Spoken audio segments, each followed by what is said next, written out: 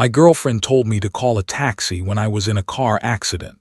I made sure she got the message. I'm still processing what happened, but I need to get this off my chest because I genuinely can't believe someone I loved could be this callous. Background: Laura and I have been together for 2 years. We moved in together last year, split bills, the whole domestic thing. I thought we were solid. She works in marketing. I'm a project manager for a construction company. We've had our ups and downs like any couple, but nothing that seemed like red flags until now. So 3 weeks ago, I was driving home from a job site outside the city when this jackass in a lifted pickup decided my lane looked better than his. No signal, just swerved right into me doing about 70. I managed to avoid getting completely T-boned, but my car took a nasty hit on the driver's side. Spun me across 2 lanes before I got control back and pulled over. Nothing broken, but my left shoulder was screaming.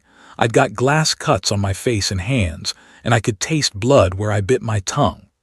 The cop who responded, Officer Miller, this becomes important later, was actually really cool. Turns out he grew up in my neighborhood, went to school with my older brother. Small world. He made sure I got checked out by the EMT, helped me deal with the tow truck, all that stuff. My car was totaled. I was banged up enough that I shouldn't drive even if I had wheels, and I was 90 miles from home. Miller told me I needed someone to come get me, so I called Laura. She didn't pick up.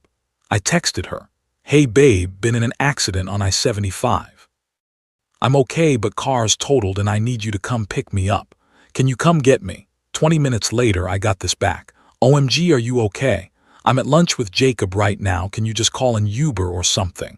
We haven't seen each other in forever and already ordered. Let me know when you get home safe." I stared at that message for a solid 5 minutes. Miller was looking at me, waiting for an answer about who was coming. The EMT was asking if I need to go to the hospital. My face was still bleeding from glass cuts, and my girlfriend of 2 years was telling me she couldn't interrupt her lunch date with her guy friend to pick up her injured boyfriend.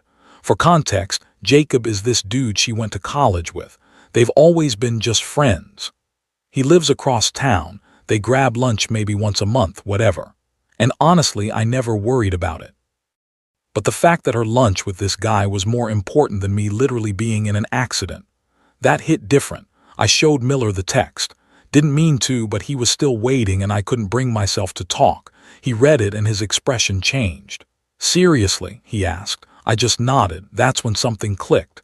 I wasn't angry yet, that came later. I was just cold, like something inside me just went quiet and calculating. I realized I was seeing Laura's true priorities crystal clear, maybe for the first time ever. And I decided that if she wanted to prioritize her lunch with Jacob, then she should know exactly what she was choosing over. I asked Miller, "Hey, in situations like this, do you ever need to notify family members officially? Like, if someone's been in an accident?" He caught on real quick.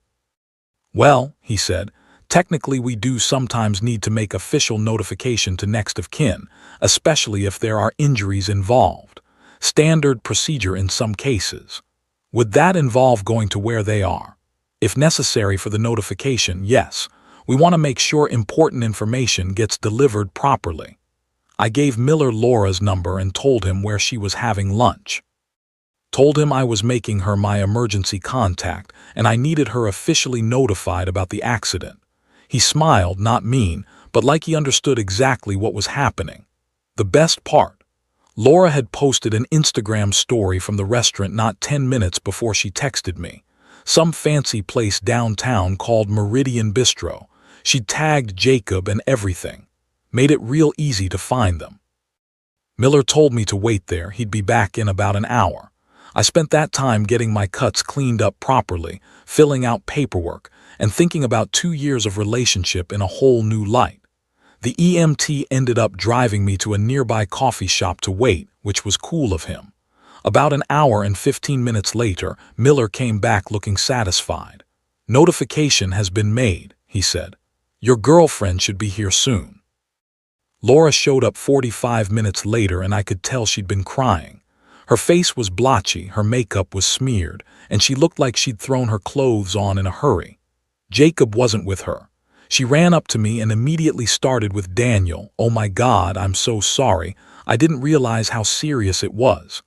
But I could see it in her eyes. She was panicked, but not about my injuries. She was panicked about what had just happened to her. I didn't say much on the ride home, just thanks for coming when she got there, and gave her basic directions. She kept trying to explain herself, but I wasn't really listening.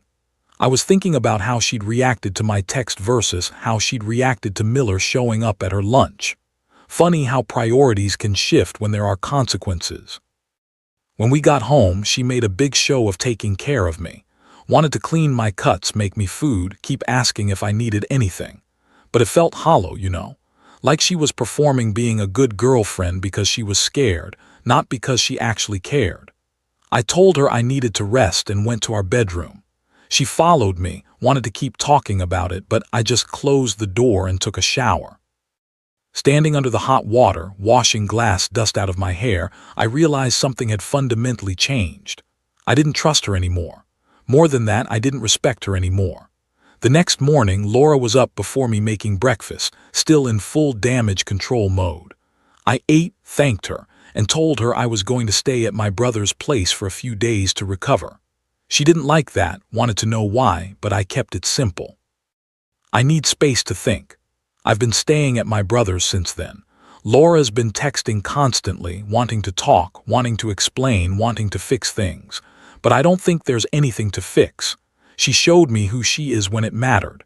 The rest is just noise. Update 1. A lot of you wanted to know exactly what went down at the restaurant when Miller went to officially notify Laura.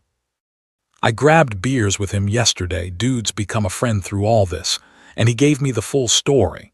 It's even better than I thought. So Miller rolled up to Meridian Bistro around 2:30 p.m. This place is downtown, pretty upscale lunch spot, lots of business people. Miller walked in wearing full uniform, and you know how that changes the energy of a room immediately. He asked the hostess for Laura by name, showed his badge, and said he needed to deliver important information regarding a traffic accident.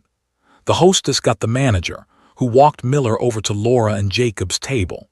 They were sitting in what Miller called the prime real estate, big window table, middle of the restaurant where everyone can see them. Miller said Laura's face went from confused to terrified in about 2 seconds. He introduced himself, asked her to confirm she was Laura Blake, and then said in his official cop voice, "Ma'am, I need to inform you that Daniel Foster has been involved in a motor vehicle accident on Interstate 75. He sustained injuries and is currently awaiting pickup by his emergency contact." The whole restaurant got quiet. You know how it is when a cop starts talking to someone in a crowded place. People stop eating and start listening. Laura immediately started asking if I was okay, how bad was it, all that. But Miller said what really got him was her first question after the basic ones. "Wait, why are you here? How did you find me?" Miller, being the professional he is, said, "Ma'am, the injured party listed you as his emergency contact and requested official notification. He indicated you were unavailable by phone." That's when Jacob apparently started looking uncomfortable. Laura started explaining about the lunch, how she didn't realize it was serious, how she thought I could just get a ride. Miller let her talk for a minute, then said, "Ma'am, your boyfriend has sustained injuries requiring medical attention and has been without transportation for over an hour. He's requested that you be notified of the situation." The way Miller told it, you could hear a pin drop. Laura's explanation had basically just announced to the entire restaurant that her injured boyfriend had called her for help, and she'd blown him off for lunch. She realized it too, because she started turning red and speaking quieter. But the damage was done. Miller said people were definitely listening, and a few were doing that thing where they pull out their phones and pretend to text but are really recording. The best part, Jacob finally spoke up. He apparently had no idea what was going on. "Wait, Daniel's hurt. Laura, why didn't you tell me?" Laura had to admit to Jacob in front of the cop in the restaurant that she'd gotten my text and decided their lunch was more important. Miller said Jacob looked genuinely shocked. Jacob immediately stood up and said they needed to leave right now. Started putting money on the table, apologizing to Miller, asking for details about my condition. Laura was trying to salvage the situation, saying she was coming right away. It was all a misunderstanding. Miller gave her the location where I was waiting and told her to drive safely. As he was leaving, he heard Jacob asking Laura why she didn't tell him I was hurt, why she made it sound like I was just being demanding. Miller said Laura was trying to explain, but Jacob was just shaking his head. Here's the kicker. Apparently one of the other diners recognized Laura. Small world, right? It was someone from her work. Miller overheard this woman talking to her lunch companion. Oh my God, that's Laura from the Morrison account. Her boyfriend was in an accident and she didn't leave lunch to help him. I cannot imagine how Laura felt hearing that. When Laura picked me up later, she was clearly shaken. Not just worried about me shaken, but humiliated and panicked shaken. She kept asking how the cop found her, why he came to the restaurant instead of just calling. I didn't explain. I just said he needed to notify my emergency contact officially. The drive home was awkward as hell. She tried to explain herself, but every explanation just made it worse. I didn't think it was that serious, okay, but I texted that I was injured and needed help. Jacob and I haven't seen each other in months, and that was more important than your boyfriend's well-being. But the thing that really got to me was when she said, "You didn't have to send a cop to the restaurant. That was embarrassing." Embarrassing. Not "I'm sorry I abandoned you." Not "I should have come immediately." That sealed it for me. She was more upset about facing consequences than she was about what she'd done to deserve them. Miller told me that in 15 years of police work, he's never delivered a notification quite like that one. But he said situations like mine, where someone's real priorities get exposed during an emergency, happen more than people think. He's seen marriages end over less. I'm still at my brother's place. Laura's been texting constantly, but I'm not ready to deal with her yet. I'm breaking up with her, obviously. Just need to figure out the apartment situation first, since we're both on the lease. Update 2. There have been some developments that I think you guys would want to hear about. So last Monday, I finally went back to the apartment to get my stuff and have the breakup conversation with Laura. I'd been putting it off because, honestly, I wanted to make sure I had somewhere to land first. My brother's been cool about me crashing there, but I found a month-to-month sublet across town and figured it was time to rip the Band-Aid off. Laura was home when I got there, and she immediately launched into what was clearly a rehearsed speech. Started with how sorry she was, how she'd made a terrible mistake, how she never meant to minimize my accident. All the things you'd expect. But then she said something that really pissed me off. "I think you're being unfair by judging our entire relationship based on one bad moment. People make mistakes, Daniel. I was just trying to be a good friend to Jacob." A good friend to Jacob. What about being a good girlfriend to me then? I asked her straight up. If Jacob had been in the same accident, would you have left lunch immediately to pick him up? She got that look people get when they realize they've walked into a trap. That's different, we were already together. I just shook my head and told her there was no need to finish that sentence, that I was moving out and we were done. She cried, asked me to go to counseling with her, promised she'd never do anything like that again. But how do you promise not to reveal your true priorities? She already showed me what matters to her when push comes to shove. The practical stuff has been surprisingly easy to sort out. We're both on the lease until December, but she can afford it alone and wants to keep the place. Most of the furniture was hers anyway. I'm taking my desk, my tools, my books, and getting out of there. While I was packing my stuff, Laura kept trying different angles to get me to change my mind. She started with apologies, moved to promises, then tried bargaining, what if I delete Jacob's number, and finally landed on anger. "You know what, Daniel, you're being dramatic about this. It was one afternoon, I apologized. You got your little revenge with the cop stunt and now you're throwing away 2 years over nothing." Nothing. My accident was nothing to her. Then she said, "And don't think you're any better than me." Fine, maybe I messed up, but you set me up to be humiliated in public. That was cruel. I almost laughed. She was still more concerned about being embarrassed than about what she'd done to deserve it. I didn't set you up, Laura. I just made sure you got the message that your boyfriend was in an accident and needed help. The humiliation was all your own doing. She didn't have an answer for that. While I was loading my truck, my neighbor Mrs. Lawrence came out to help carry boxes. She's this sweet older lady who's lived in the building forever, knows everybody's business. She asked if everything was okay, so I gave her the basic story. Mrs. Lawrence just shook her head. Then she told me that Laura had been having people over for support all week, and it was getting loud. Apparently Jacob came by twice, which I found interesting. Mrs. Lawrence said Laura seemed to be telling everyone who would listen about how unfairly you're treating her. That gave me an idea. I asked Mrs. since I remembered Miller mentioning someone from her office was at the restaurant. I later did some asking around. And sure enough, word had spread through the office about what happened at Meridian Bistro. Apparently, it had become quite the talking point, and not exactly in Laura's favor. The final nail in the coffin came when I was loading the last box. Laura came down to make one more plea, and she said something that crystallized everything for me. Daniel, I know I made a mistake, but you have to understand, Jacob's been going through a rough time lately. He really needed that lunch. I was trying to be there for a friend who needed me. And what about your boyfriend who needed you? That's different. I knew you'd be okay. You're strong, you can handle things. Jacob's more fragile right now. So there it was. In Laura's mind, my emergency was less important because she assumed I'd figure it out. Her friend's emotional needs trumped her boyfriend's physical safety because he was more fragile. That's not love. That's taking someone for granted because you assume they'll always be there regardless of how you treat them. I told her we were done talking and finished loading the truck. She stood there crying, but I was past feeling bad about it. I'm settled into the new place now. It's small, but it's mine, and I don't have to wonder if the person I live with will actually show up when I need them. Laura's been texting sporadically, mostly variations on "I miss you" and "please let me make this right." I haven't responded. There's nothing left to say.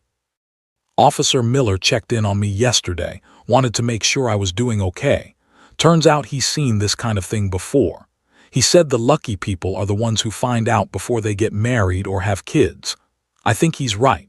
Better to learn this now than during some future emergency when the stakes are even higher.